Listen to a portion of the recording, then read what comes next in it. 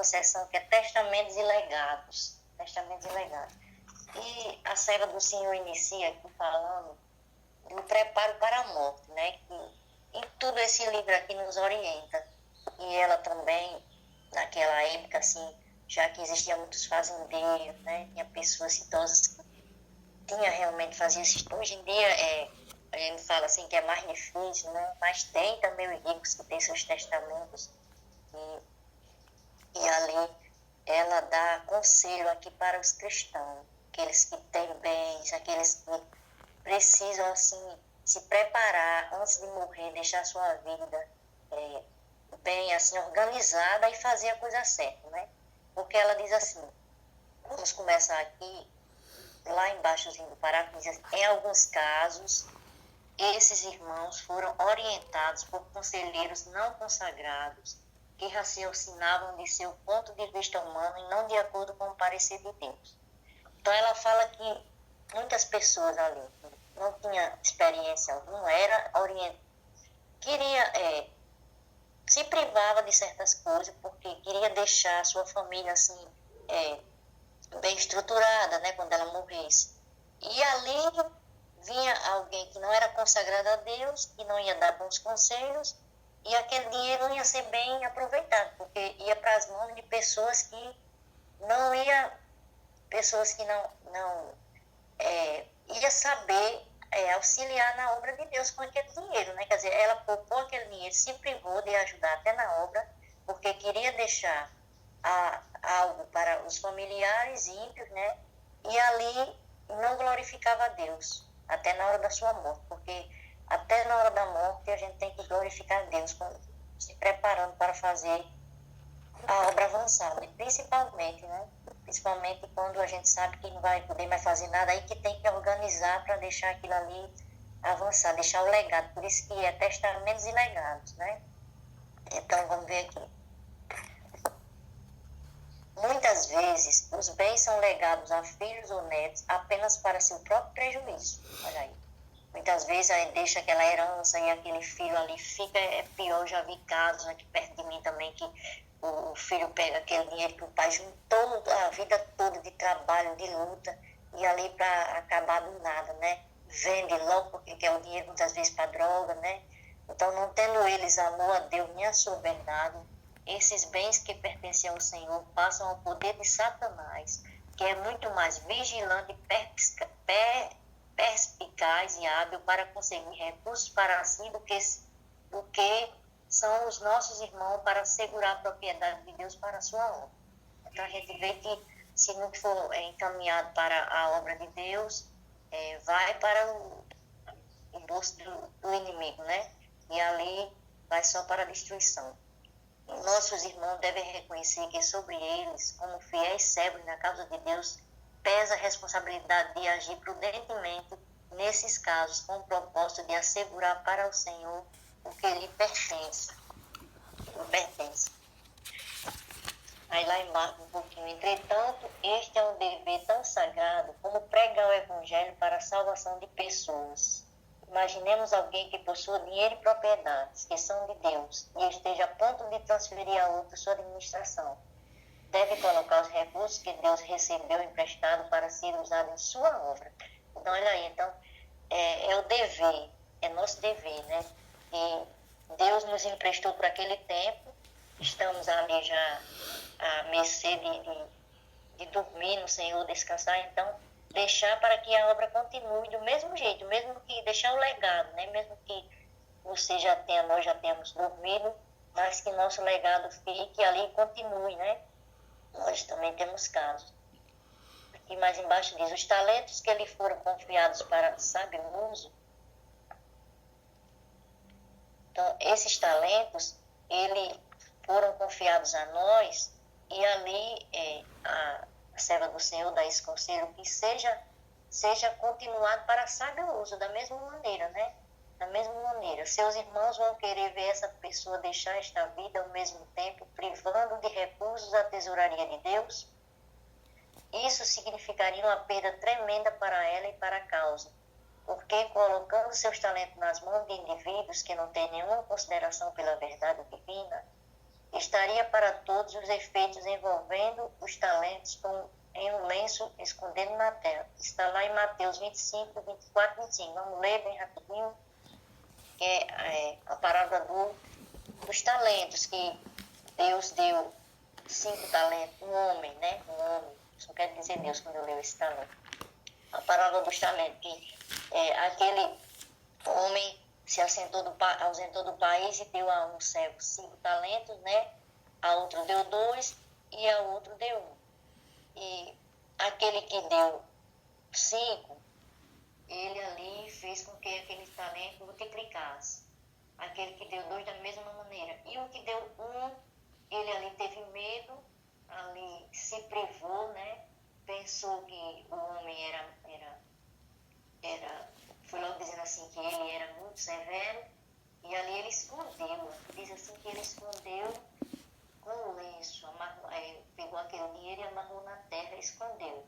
Então, é semelhante, tirando aqui para isso aí, se a gente tiver algum bem e querer deixar para nossos filhos alguma coisa, e não investir, não deixar para a obra de Deus, é como se está fazendo essa mesma coisa da parábola, né? Escondendo ali, aquilo ali, aquele que Deus não deu, né? Escondendo na terra. E ali não vai ter proveito nenhum, né? Então ele disse que Deus disse que a gente precisa caminhar melhor, ter um caminho melhor, né? O Senhor deseja que seus seguidores disponham pessoalmente de seus bens, enquanto isso lhes seja possível. Alguém dirá, por acaso temos de renunciar a tudo que consideramos nossa propriedade? Pode ser que isso não nos seja exigido ainda, mas devemos estar prontos a fazê-los por amor a Cristo. Devemos reconhecer que nossas propriedades são totalmente dele, para que nós a usemos generosamente quando o progresso da obra o exigir. Então, uma das coisas que eu me lembrei aqui, quando eu comecei a ler aqui, foi quando minha irmã Dalva falou que a casa dela, a casa da senhora, irmã Dalva, a senhora disse que é para o evangelho, né? Para a pregação do evangelho. Para chegar o tempo para vender e Angelina tomar o rumo dela, Davi tomar o rumo dela e Deus, e ali, se ela não tiver mais conosco, vai ser para a obra de Deus. Então, isso aí é o que nós devemos pensar, né? Quando ela disse isso, aí eu fiquei pensando, e eu, Senhor, vou deixar o quê? Eu vou deixar o quê para que eu possa continuar, né, essa obra? Mas, com certeza, Deus, ele nos confia alguma coisa que dá para a gente fazer a obra avançar, né? Ajudar em alguma coisa. Essas pessoas justificam sua avareza alegando que tomarão atitudes que deverão revelar sua caridade na ocasião da morte. Então, muitos dizem assim que não, mas eu vou porque eu tenho que deixar para o meu filho que não tem casa, eu vou deixar minha casa para o meu filho que não tem casa. Eu poderia pensar assim, não, mas Davi não tem, eu vou deixar para ele, mas Angelina, mas ela pensa em deixar para o avanço da obra, né? Então aqui diz assim, vamos ver na outra folha aqui, senão o tempo não vai dar, né? Terrível risco. É uma completa loucura deixar até quase a hora da morte a preparação para a vida futura. É também um erro grave protelar a resposta aos apelos da generosidade para a obra de Deus até o tempo de transferir a outros a mordomia. Aqueles a quem você confia os talentos que Deus recebeu podem não administrá-los tão bem como você o tem feito. Como poderão pessoas abastadas arriscar-se a tanto? Os que esperam até a hora da morte para dispor sobre seus bens parecem fazer isso mais por causa da morte do que por amor a Deus. Assim procedendo, muitos estão agindo em oposição direta ao plano que Deus estabeleceu em sua palavra. Se quiserem fazer o bem, devem aproveitar os preciosos momentos do presente com todos os esforços, como que temendo perder a oportunidade favorável. Então, tudo que a gente deve fazer hoje deve ser nesse planejamento que pode morrer a qualquer momento, né? Então, tudo que a gente tem que fazer tem que planejar e dizer assim, eu vou fazer o que eu puder fazer pelos meus hoje, e usar o recurso que tem para a obra, porque pode ser pela última vez. E a gente sabendo que o dinheiro cega as pessoas. Às vezes até um filho pode dizer, não, mas minha mãe, ela era assim, ela gostava de fazer isso, mas que ela, eu vou fazer, vou continuar. Só que quando aquele recurso chega na mão da pessoa, da pessoa que não é cristã, vamos dizer assim, um crente, ele não vai mais ter esse pensamento, não, viu? Não vai ter esse pensamento, o dinheiro chegou à mão daquela pessoa ali, vira a sua cabeça, que ela não tem essa sabedoria vinda do alto, né? E ali ela não vai se importar mais com nada. O dinheiro vai ali pelo ralo, ligeirinho, né? Então vamos lá. Devemos nos considerar como mordomo da propriedade do Senhor e a Deus como proprietário absoluto, a quem devemos entregar o que é dele, quando ele o requer. Quando ele vier para receber com juros o que lhe pertence, os cobiçosos se convencerão de que, em vez de ter multiplicado seus talentos, acarretam sobre si mesmo a condenação pronunciada contra o servo mau e infeliz. Olha aí, está lá em Mateus 24, 44, 45 a 51. Então, qual foi essa condenação, né? O homem da parábola mandou jogá-lo nas trevas, né? Então, com certeza, o servo fiel, Deus vai dizer, venha, servo bom e fiel, entra no reino do teu Senhor, porque tu foste fiel no pouco que eu te coloquei nas tuas mãos, né? Então, sobre o muito ali eu vou lhe colocar. Então, quem não quer receber de Deus essas palavras aí, né? Beneficência em vida ou legado de morte.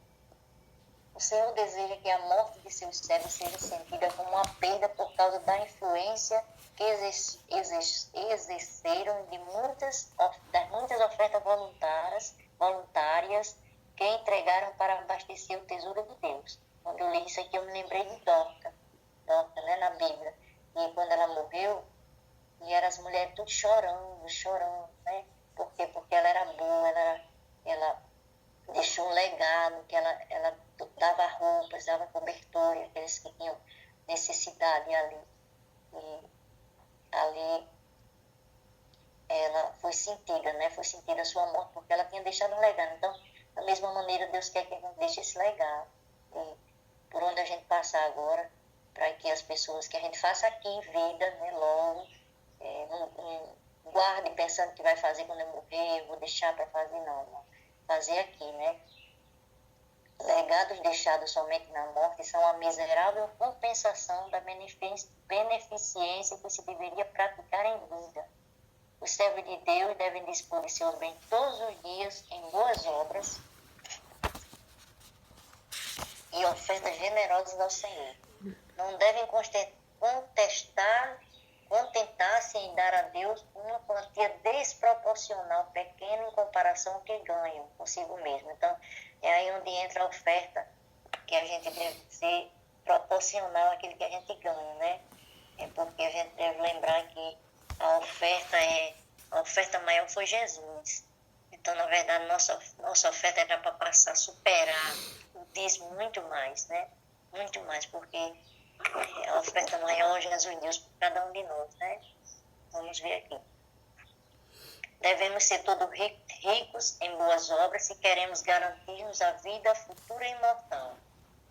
Quando o juízo se instituir, os livros forem abertos, cada qual será julgado e recompensado segundo as suas obras. Então, isso é sério, né? Isso é sério também, porque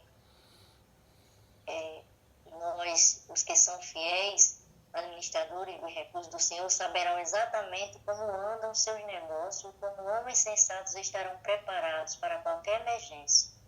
Se por acaso seu tempo de graça terminar inesperadamente, não acarretarão tão grandes perplexidades aos que forem incumbidos de liquidar seus compromissos.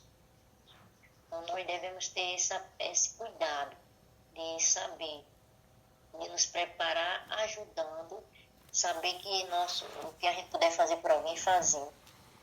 Então, vamos ler mais um pouquinho aqui. Por quê? Porque a morte pode chegar, como eu falei. E mais um pouquinho aqui. Lendo a morte, meus irmãos, não se antecipará um dia sequer por você já terem feito seu testamento. Eu me lembrei de uma senhorinha que eu trabalhava lá na casa dela e ela guardava, tudo dela ela guardava, ela dizia que fazia a rede, fazia uma varanda na rede, fazia crochê muito bem. Ela dizia, isso aqui vai ser para minha filha, isso aqui é para minha filha. Essa porcelana, tinha cada coisa linda de porcelana, coisa antiga, boa, sabe?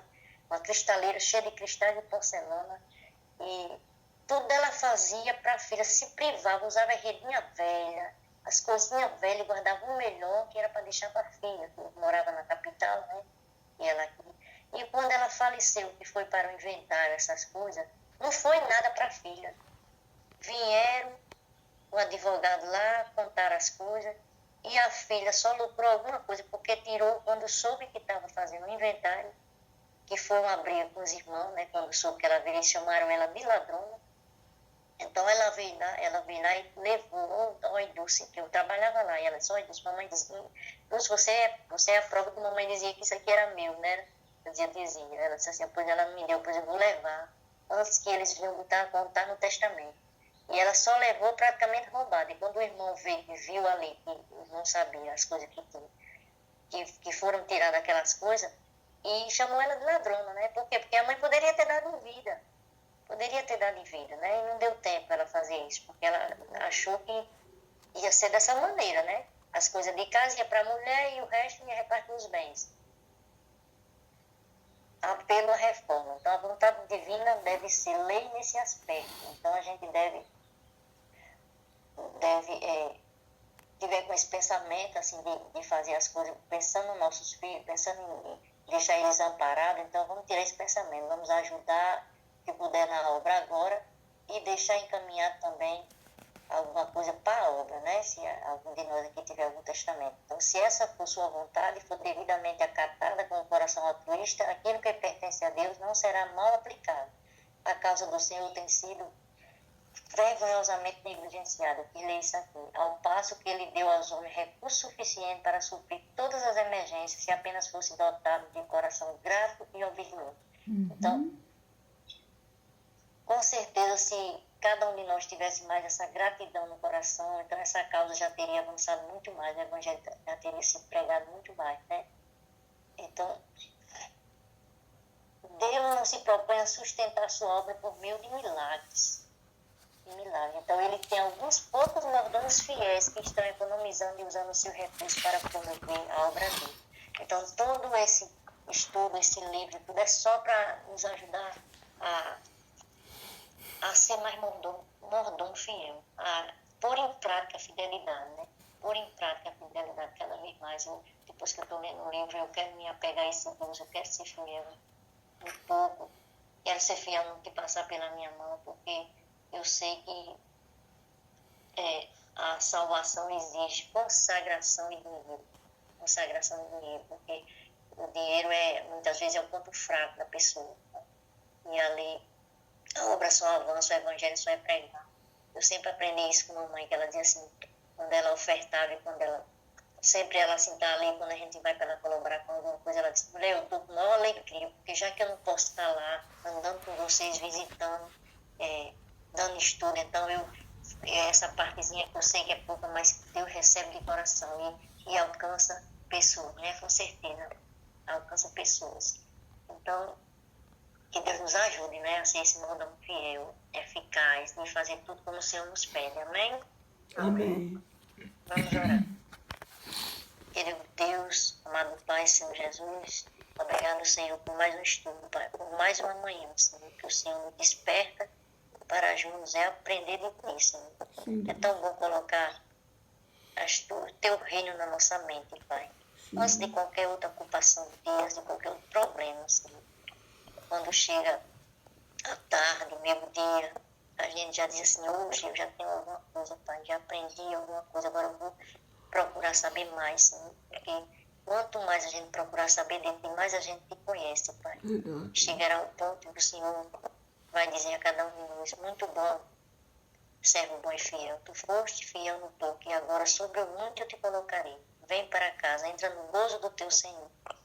Então isso é maravilhoso de se ouvir, Pai. Então nos ajuda, Pai, que todos aqueles que estão aqui nesse encontro pela manhã, Senhor, sinta essa alegria renovada a cada manhã de estar ao lado de Cristo. Fica conosco nesse dia que é desconhecido, toma de conta também pelos pedidos que eu nem cheguei a ver, Senhor, mas o Senhor conhece e já está resolvendo da melhor maneira. Obrigado por tudo, continua conosco e rogamos o perdão dos nossos pecados. Em nome de Jesus, amém. Amém. Amém. Amém. Amém. Todos.